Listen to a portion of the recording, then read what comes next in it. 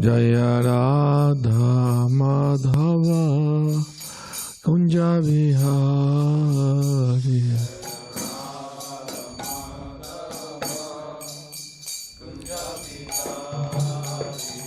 Jaya Radha Madhava Kunja Vihari.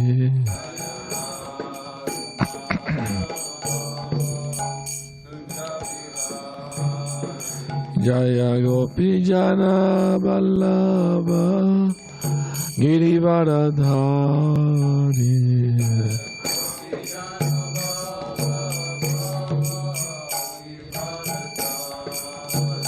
Jaya Gopi Jana Vallabha Girivaradhari.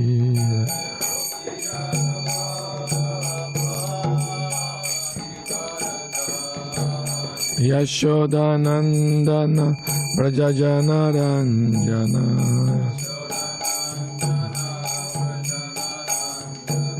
Yashodanandana Brajajana Ranjana.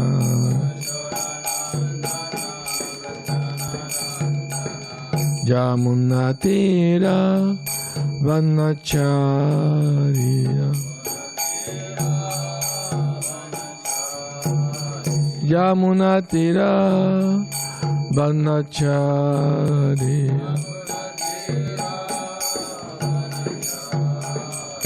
Jaya Radha Madhava Kunja Vihari.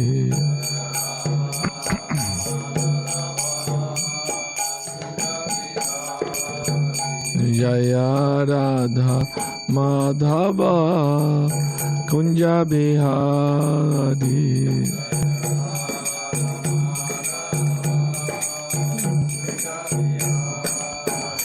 Jaya Gopi Jana Vallabha Girivaradhari.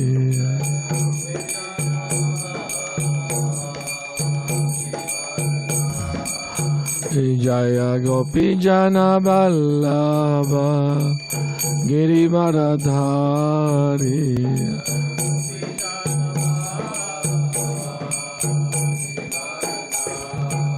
Yashodanandana Brajajana Ranjana.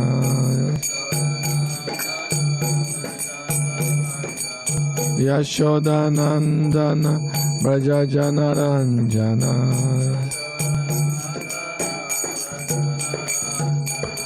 Yamunatira Vanacharya. Yamunatira Vanacharya. Jaya Radha Madhava Kunja Vihari.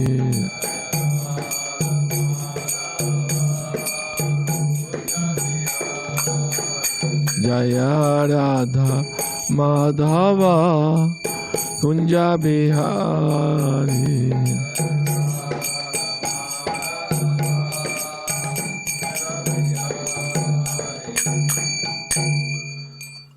Gora Premanande Hari Hari.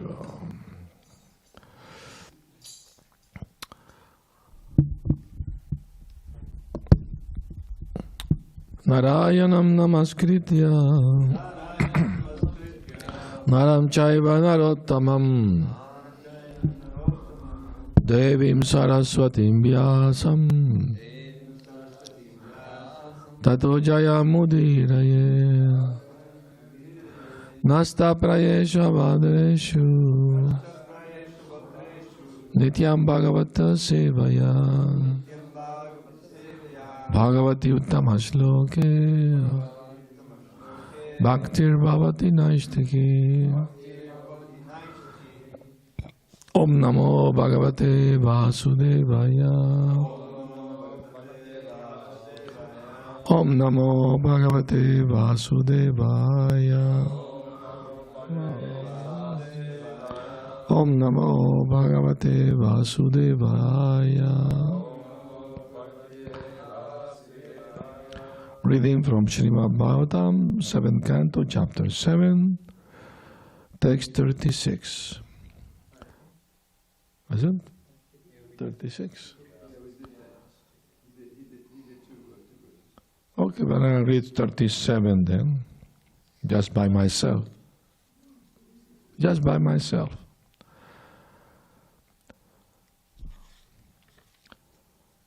Adokshajalambam iha subhatmanaha sharirina samsriti chakra shatanam tad brahma nirvana sukham vidurbudas tato vajadvam hridaye hrid ishvaram.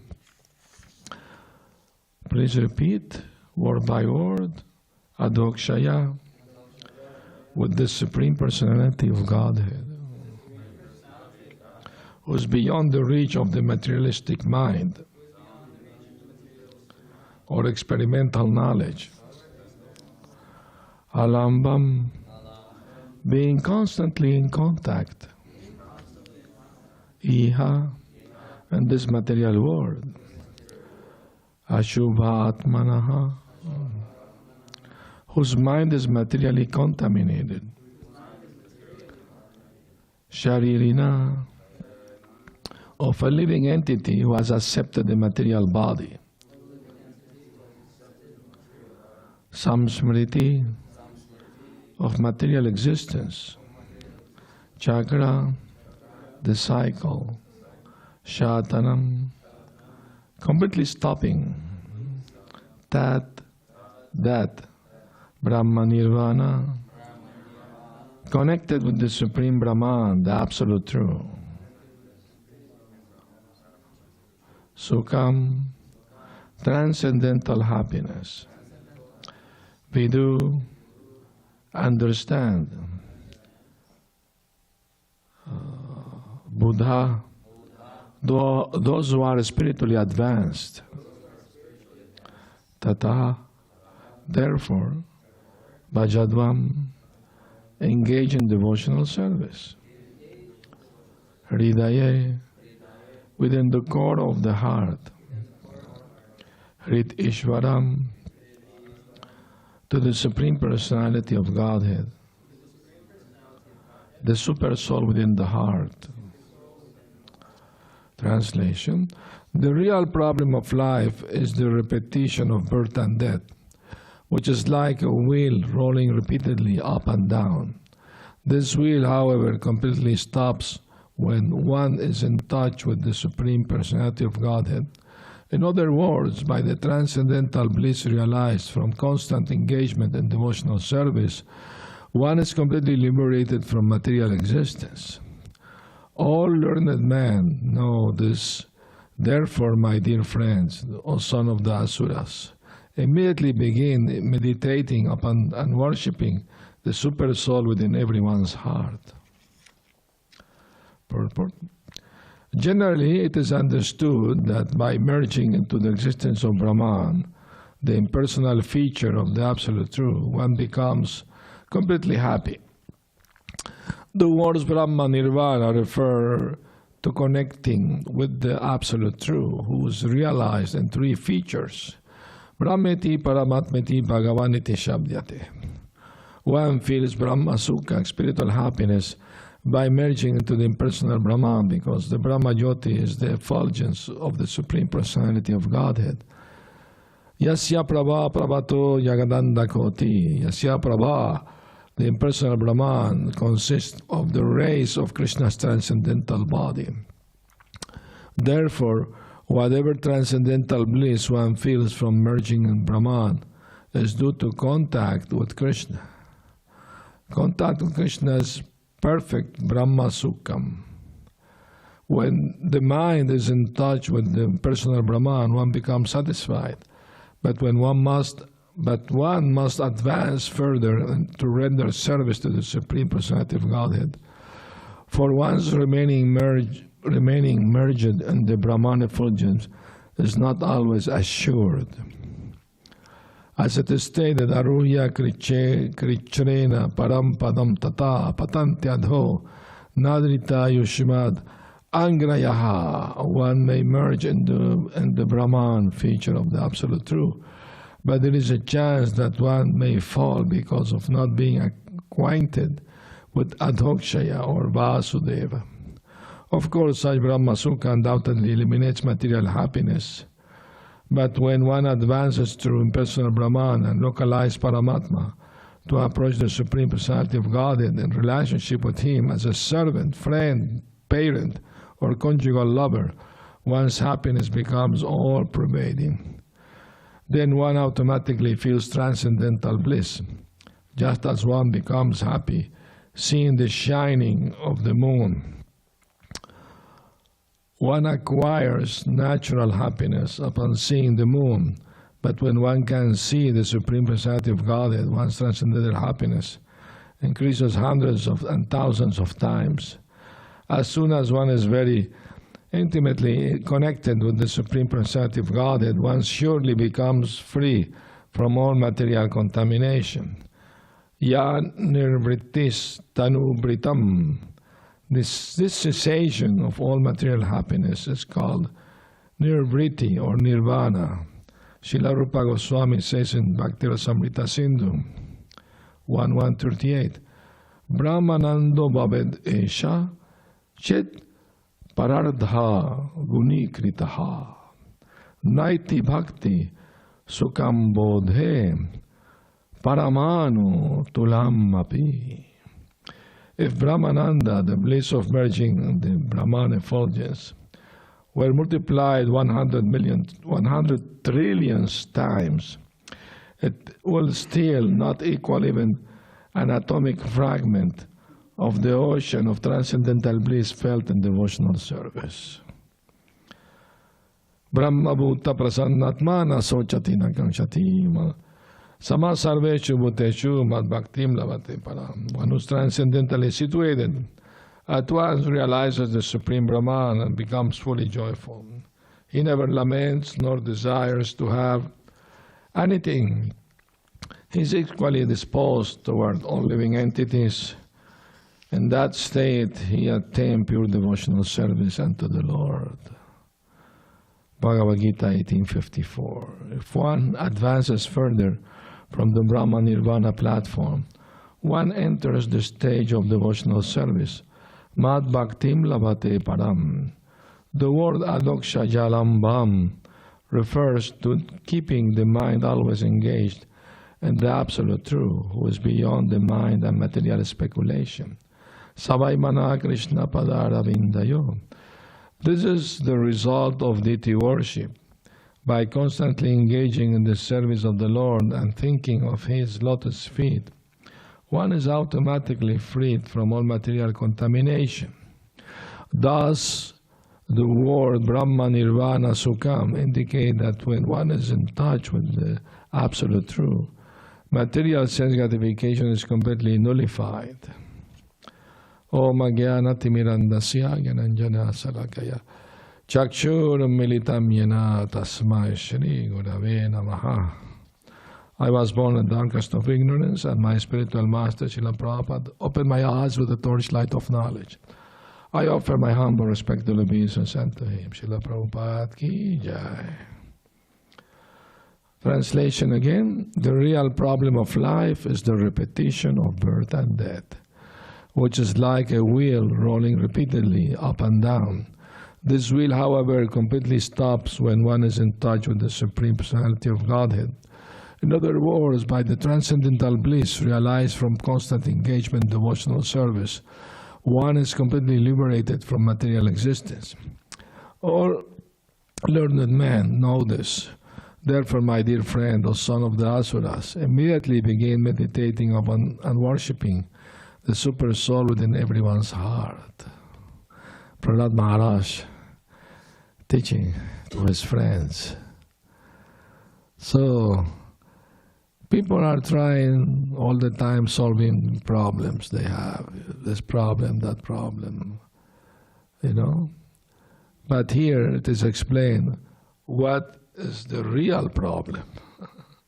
The real problem of life is the repetition of birth and death. That's the real problem.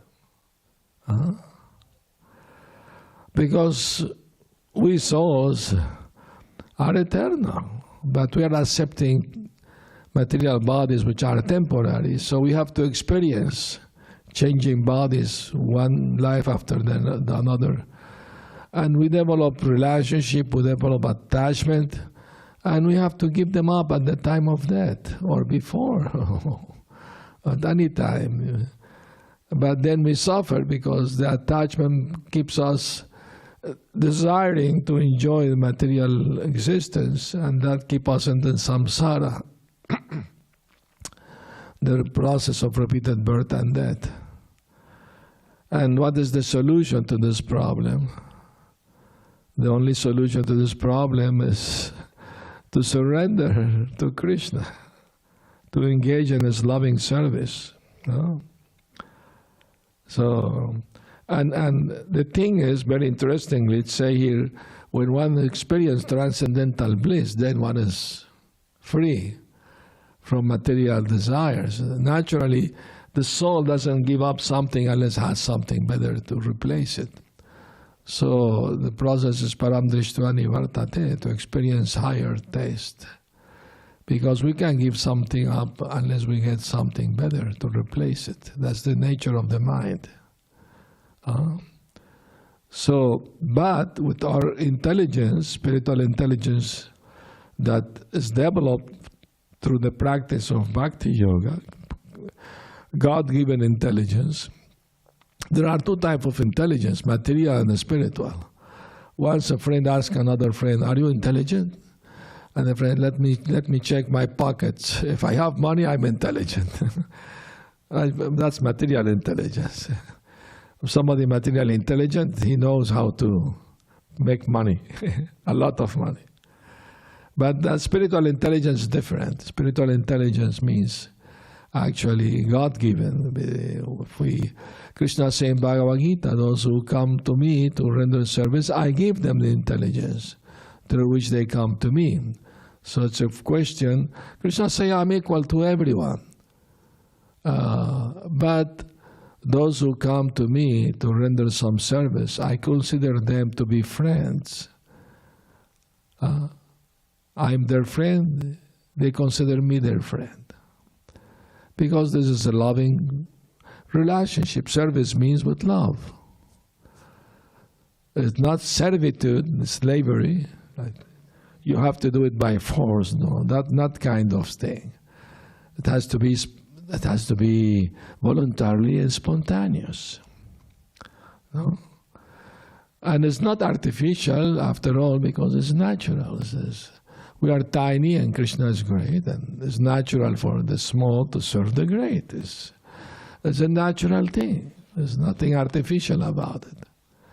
But since we've been in this material world for so long, for so many lifetimes, we developed a rebellious mentality to avoid, Prabhupada criticized some commentators on Bhagavad Gita when Krishna says, no, sarva dharma parityaja mamekam sharanam braja ham tvam sarva papebhyo mokshayishyami ma sucha. Just surrender unto me. Do not fear, I will protect you from all your sinful reactions. And some people say, oh, Krishna is demanding too much. Full surrender, that is too much. We can't keep anything for ourselves. Everything has to be for Him. So that's the rebellious mentality that keeps us in this material world, to avoid surrender. Loving surrender is not force. Nobody is forcing us. Krishna doesn't need to force anyone. He doesn't come to the material world to convince some soul to surrender to Him. He can create millions of souls in 1 second of servants. He doesn't need of us. We need of Him. That's the truth. That's the reality. Only out of His kindness and love, He is offering opportunities to serve. Okay. Here is your opportunity. You are suffering in this material world, repeatedly birth and death, old age, disease. Now I'm giving you the formula how you can get out of this entanglement, of this suffering. You see, it's up to you to accept it or leave it. No? Krishna told the same thing to Arjuna. I explained everything to you. Now it's up to you to decide what you want to do.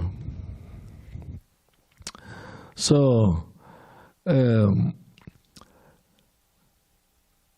Bhagavad Gita, Krishna tell Arjuna, if you follow my instruction, by my grace, you will overcome all material difficulties in life. But if you don't listen to me and you let yourself be guided by your false ego, you will be lost. So that's the main thing, you know. The struggle in devotional service is to keep oneself always Krishna conscious, isn't it? And to avoid sinful activities, and to avoid unnecessary distractions. So that takes effort, that takes enthusiasm and patience and endeavoring, day by day endeavoring. It's a great challenge because we've been in this material world for so long. We develop this rebellious mentality, you know. Even while practicing Krishna consciousness, we try to find a way how to distract ourselves with so many other things, you know. Isn't it? So the point is, like Prahlad Maharaj telling his friend, look, there is no other way. You want to be happy. Anyway, everything people do is to try to get some happiness from what they're doing, isn't it? People take to drugs, alcohol, sex, all this thing, because they feel they're going to be happy by gratifying the senses of the body. They think, I will be happy doing this thing. Otherwise, they would not do it if they thought they were not going to get some pleasure or happiness from it. That's a fact. But Krishna consciousness is not like repressing the senses, or rather give them a better engagement through which can experience higher taste. So that's the whole point, to come to self-realization, to be completely convinced that we are eternal servant of Krishna. From the time we get up from bed, I'm eternal servant. Time to go to bed, I'm eternal servant. In the middle, I'm eternal servant. Everybody is servant, but they're serving their senses. No? So they're serving the family, friends, society, love, all these things. But they're not happy with that. They're not satisfied. Because no amount of material pleasure or happiness can satisfy the soul. The soul, being spiritual, needs a spiritual satisfaction, needs a spiritual shelter, needs spiritual food. Not knowing this thing, they try to satisfy those same needs in the material, existence with material things. They become a little excited when they buy something new, or get a beautiful girlfriend, or become excited, but that doesn't last for long.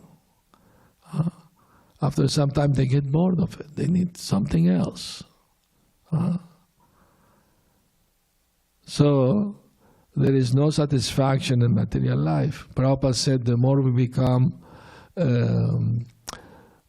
become exhausted or pessimistic about material life, the more we make spiritual advancement.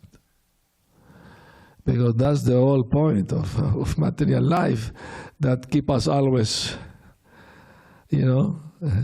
under its influence, under the three modes of nature, Some people are in the mode of goodness, some passion or ignorance, or mixture also. There is mixture of all the three. So you find different type of people all over, with different combination of the modes of nature. But devotees should learn how to overcome this influence of the three modes of nature, or at least try to come to the mode of goodness. Because in the mode of goodness, one can acquire transcendental knowledge. a very passionate, very ignorant person can't pay attention to hear about spiritual subjects. So devotees should learn how to discriminate. That's the Madhyamadikari position. He knows the goal of life is to develop love of Krishna, love of God, and to make friends with devotees, help those who are innocent, ignorant, and avoid those who are envious. Envious of God and His devotees. Those who are atheistic, avoid them. I think, I want to help them, but they may become more offensive, and your life, your spiritual life will be affected. So better don't even try it. If somebody ignorant, innocent, yes, of course, they are not offensive, then they can be helped. But others like that, no. This reminds me once morning walk with Prabhupada in South America, Venezuela, in the park. One devotee told Prabhupada, my professor at the university, he said that this idea that God exists is man-made because of fear of death. He was atheist, of course, and Prabhupada said, tell your professor that if the problem is death, that's why we think of God, then let him stop death, then we don't care about God anymore. But don't ask us to stop thinking of God before you solve the problem of death first. He's not afraid of death, dying. If some criminal come to kill him, to steal his money, no, please take money, don't harm me. Police, help me. But they are too proud to acknowledge they also are afraid. No? And what is death? Death is a powerful force that nobody can overcome. As Krishna say, Mrityu sarvaharashcham, I am death, which destroy everything. Isn't? How many empires passed through the history of the world? How many big civilizations? Gone.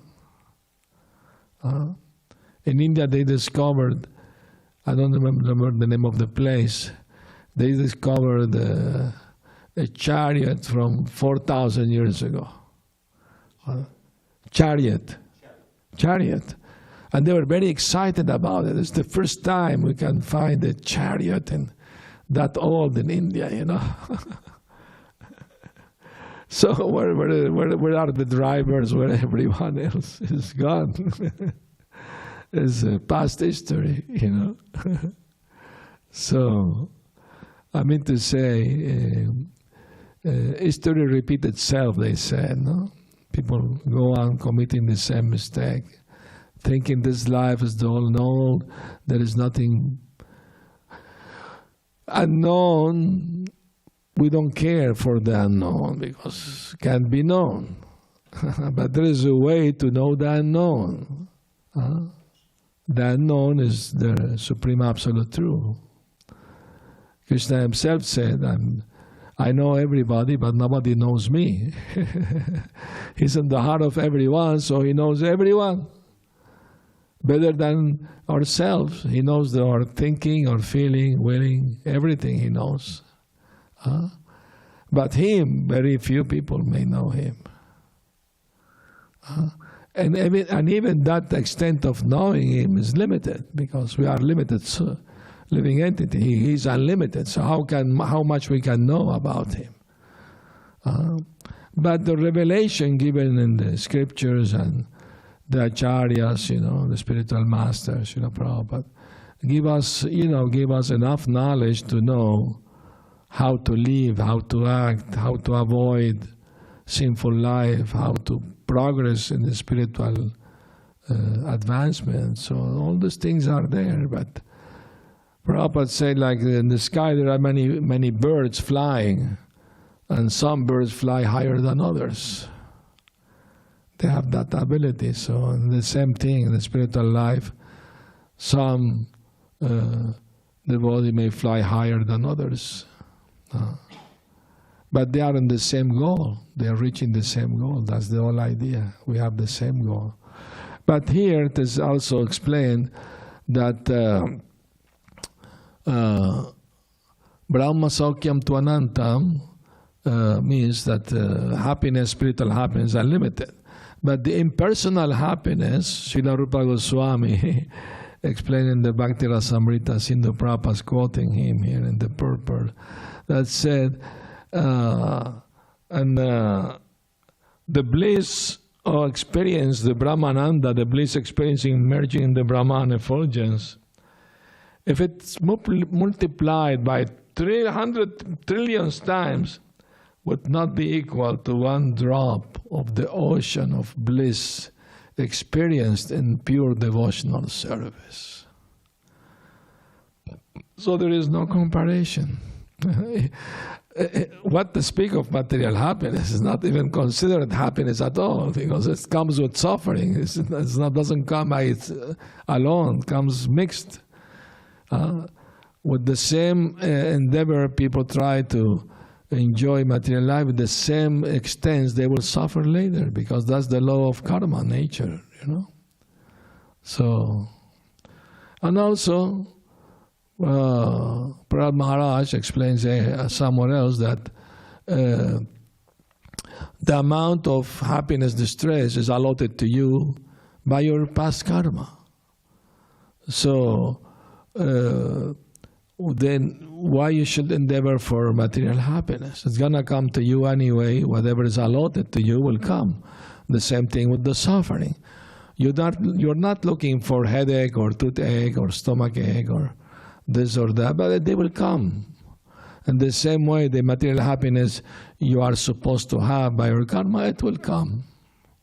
So we should not make any endeavor. No, we should make endeavor to get the spiritual happiness, because that is worthy the effort. That is worthy the effort, because that's not from not from the material world. That doesn't come from a higher state of consciousness, in touch with the Supreme Personality of Godhead, that the bliss is experienced. Because Krishna is known in the Brahma Sutras as Ananda Mayo Vyasat, Vedanta Sutra. He is the origin of all bliss, all happiness. And when somebody come in touch with him, he will experience that happiness. He is more than willing to share it with all of us, because we are part of him. This natural affection between the Lord and his part is natural. But we have to be willing to do it. Once in a morning walk with Prabhupada, one devotee asked Prabhupada, why Maya is grabbing us so tightly, doesn't let us be free? And Prabhupada smiled, went to a tree, Prabhupada hugged the tree, said, leave me alone, Maya, let me go. And he's hugging the tree.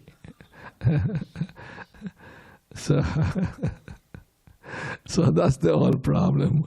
We blame Maya, but the problem is with us, not with Maya. Maya, if you don't want to be in Maya, she will leave you alone, But if you want to enjoy Maya, then Maya takes over. That's the way it works, It's like oil and water, they don't mix together. But the oil can be carried by the current of the water.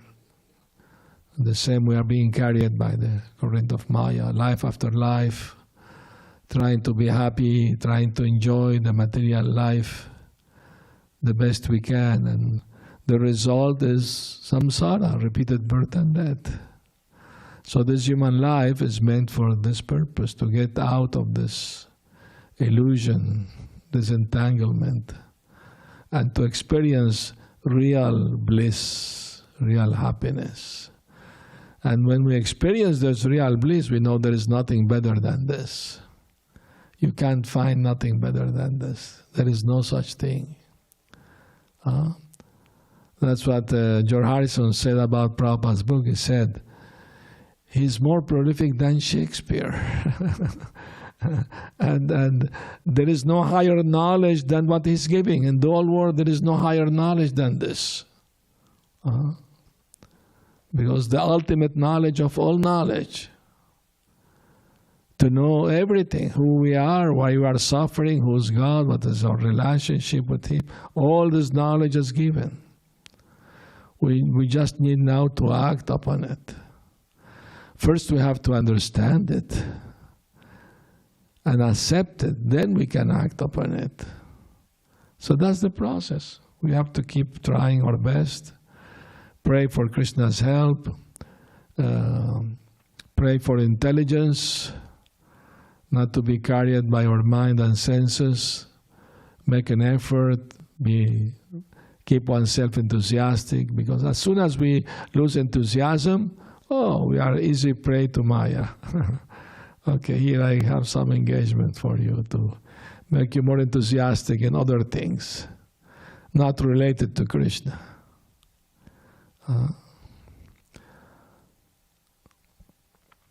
All right, I'm going to stop here. If there are any comments, questions, please do. Hare Krishna.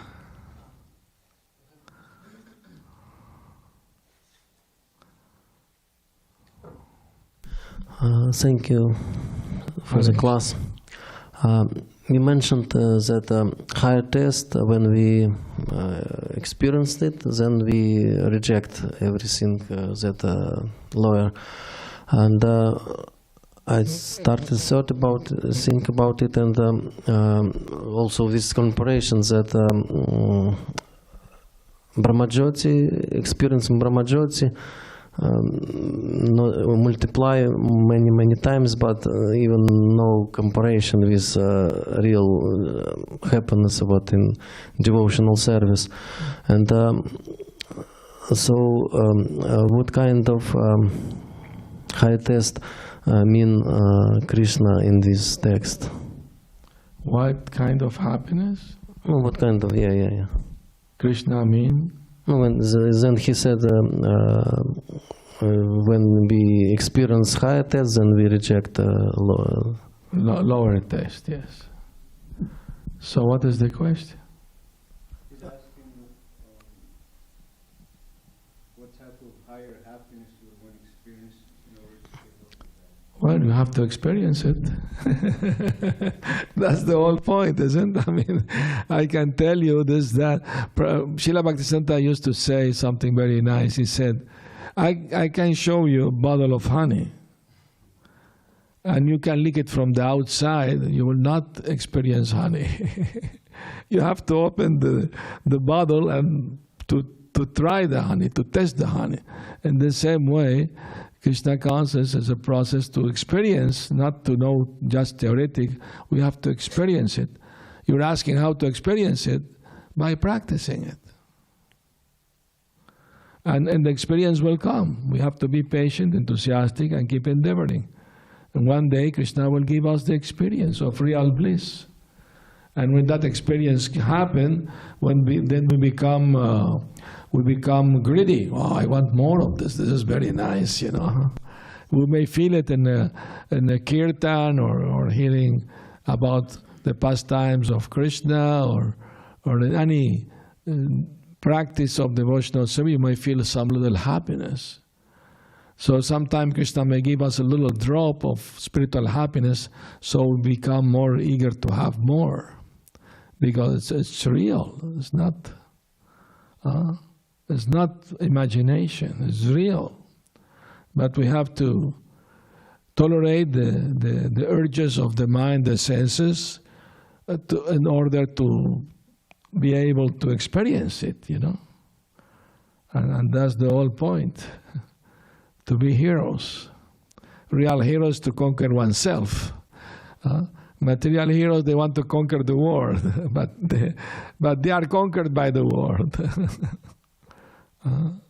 by the senses. Mark Antony was attracted to Cleopatra. He was big conqueror. So this is the way of the world, you know. But real hero, spiritual hero, means to conquer oneself. To conquer our mind and senses by engaging them in Krishna's service. That's the heroism to be called for. And that requires sacrifice. Sacrifice is the whole thing. Krishna says, I'm the enjoyer of all sacrifice. Bhaktaram yagya tapasam. Sacrifice means not to do the things I like to do, but if Krishna doesn't like them, I will give them up. That's a symptom of surrender. And if I don't like something, but Krishna wants me to do it, then I will do it. That's sacrifice. That's to give, to please Krishna. So spiritual life is about sacrifice, about surrender. It's not, we are talking about regaining our eternal happy life. It's not something, cheap or imaginary. It's real and it's very worthy the effort, the sacrifice, everything. Ramante yoganante satyananda chidatmani, the great yogis, they get so much happiness, bliss from the Lord, from Rama. So it's not they are suffering, and sometimes materialistic people think, oh, you're not enjoying, you don't drink, you don't smoke, you don't go to parties. What's wrong with you? You're young, you should not be suffering, like that. They don't know. They don't know there is something better, much better. But for that we have to do what's necessary to be done to get to experience it. No?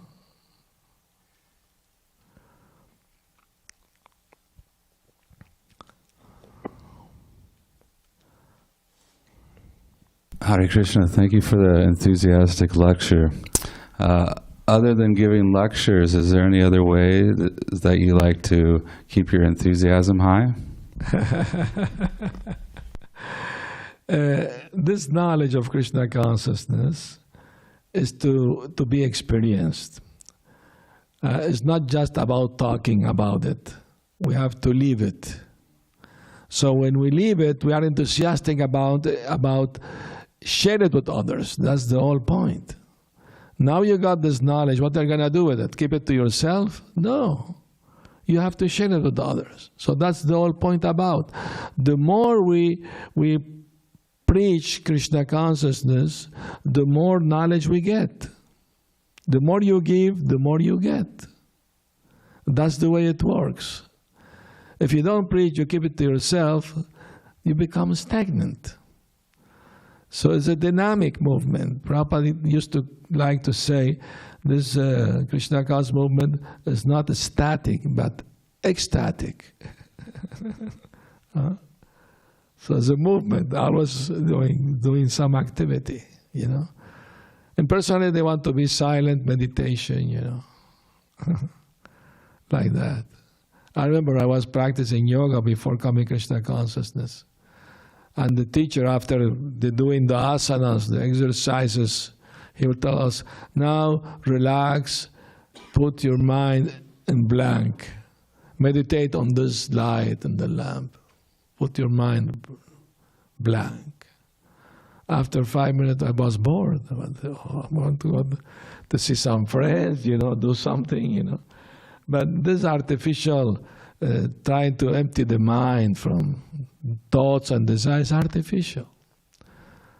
It's not natural. The mind needs to think of something, feel something. So we use it, if we direct it to our thinking of Krishna, then we get real happiness.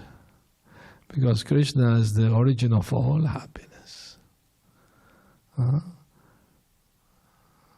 He is sweetness personified.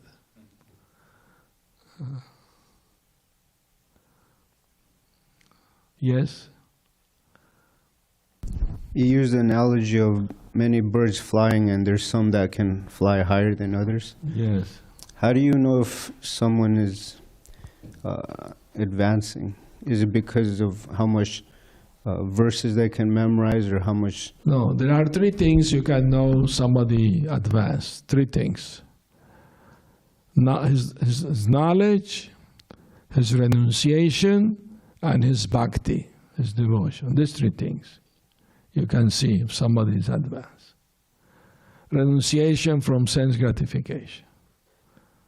The knowledge and the bhakti. These three things. That's easy to know.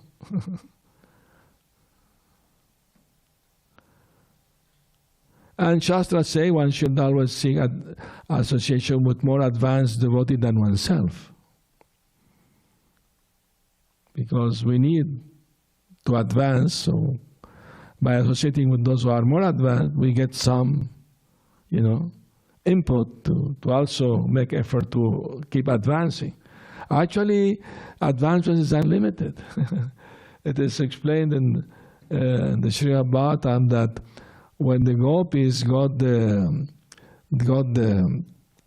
betel nuts chewed by Krishna, they got the remnants, they made a spiritual advancement.